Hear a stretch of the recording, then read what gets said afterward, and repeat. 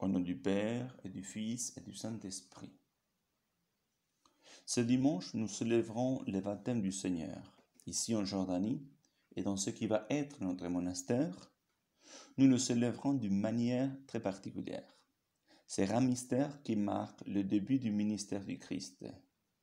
C'est un mystère qui marque le début de la vie publique du Christ. Cette année, la liturgie nous propose l'évangile de Saint Marc, qui, comme nous le savons, présente le mystère du Christ principalement d'une manière résumée, en s'arrêtant à la description de quelques faits, avec des détails abondants, et en cherchant dans le 9 premier chapitre que le lecteur se demande qui est Jésus, et qu'il répond lui-même, Jésus est le Christ, le Fils de Dieu. C'est par cette phrase que commence précisément l'évangile de Saint Marc, commencement de l'évangile de Jésus-Christ, le Fils de Dieu. Ensuite, il décrit le ministère du baptême et nous entrons dans les textes que la liturgie nous propose, dans laquelle nous trouvons une description du Christ faite par les baptistes et les récits du baptême. La descente dans la vallée du Jourdain, le déchirement du ciel, c'est un détail de l'évangile de Saint Marc, les trois personnes divines et la théophanie du Père qui clarifie tous les signes. La première partie du texte, la description du Christ faite par les baptistes, les textes soulignent la force du Messie, la puissance du Christ, sa grandeur que les baptistes a remarqué en disant qu'il n'est pas digne de lui servir. Voici venir celui qui est plus fort que moi. Je ne suis pas digne de m'abaisser pour défaire la courroie de ses sandales. Et la mission du Messie, le Christ propose, il y a le pouvoir de purifier spirituellement, purifier et sanctifier, ce qui est proprement la mission du Christ. Moi, dit Saint Jean, je vous ai baptisé avec de l'eau. Lui vous baptisera dans l'Esprit Saint. La deuxième partie du texte commence avec la descente vers la vallée du Jourdain. Ces détails se trouvent dans les autres évangiles aussi, dans tous les évangiles synoptiques. Cette descente du Christ de Galilée dans la vallée du Jourdain est considérée comme un signe d'humilité par plusieurs pères de l'Église. En effet, le Jourdain signifie celui qui descend, dont son cours est lié à son nom parce qu'il passe d'une terre à sa source de 512 mètres au-dessus du niveau de la mer et une hauteur de 392 mètres au-dessous du niveau de la mer, lorsqu'il se jette dans la mer morte.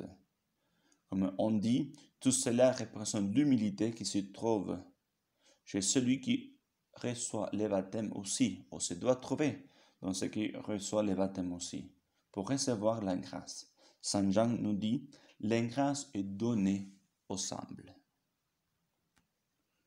Puis, on trouve le déchirement du ciel. Ceci est un détail de l'évangile de Saint Marc, comme nous l'avons dit, et en même temps un rapport à la prophétie et à une prière du prophète Isaïe. Il disait, nous sommes comme des gens que tu n'aurais jamais gouvernés, sous lesquels ton nom n'était pas invoqué.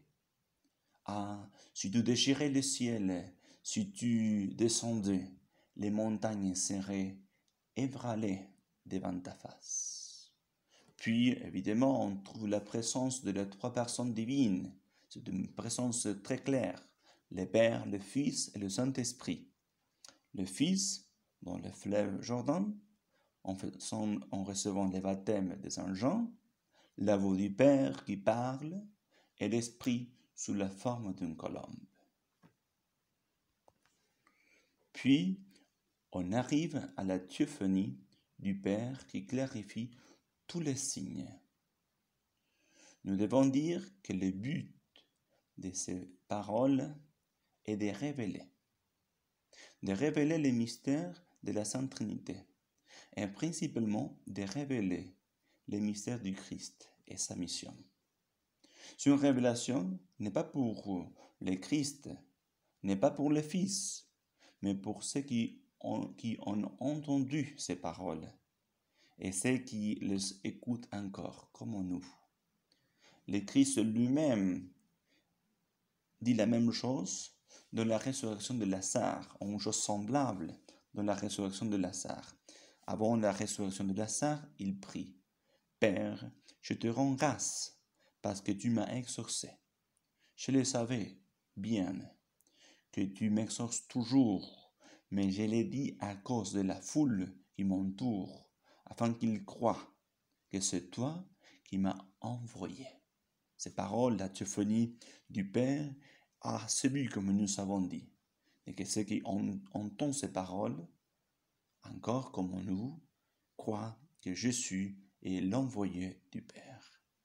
Nous demandons la grâce de connaître plus profondément le mystère de Christ, précisément le mystère de son baptême, et nous demandons la grâce de vivre les exigences du baptême qui nous a liés spirituellement au Christ dans son baptême. Au nom du Père et du Fils et du Saint-Esprit. Amen.